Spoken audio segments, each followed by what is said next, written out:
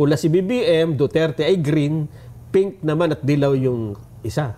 Ang ibig niyo po ba sabihin magsasama yung Duterte at Marcos ulit? Hindi. Duterte and the pink. Kagaya ng lumabas sa election ngayon. Tingnan po natin. Mahirap pong ispilingin this early. Ano po? Sa bagay. Ang masasabi ko lamang po, na alam ko for a fact, si Bam Aquino, una-una, gusto ko rin siya i-congratulate kasi napakaganda ng kanyang pagkakalatag ng kanyang kampanya. Ano po? Si Bam Aquino po, ang ina ay taga Davao.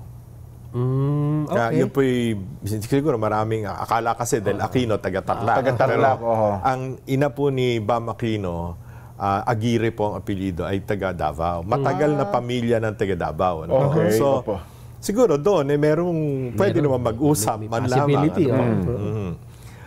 Opo, pwede po siguro. Ewan ko po, hindi ko masyado pong mahirap dahil dito po sa ating bayan, ang politika araw-araw nagbabago. Unpredictable talaga politika sa Pilipinas. So. At saka ngayon ay maaga pa para malaman kung sino mga tatayo at maglalaban-laban.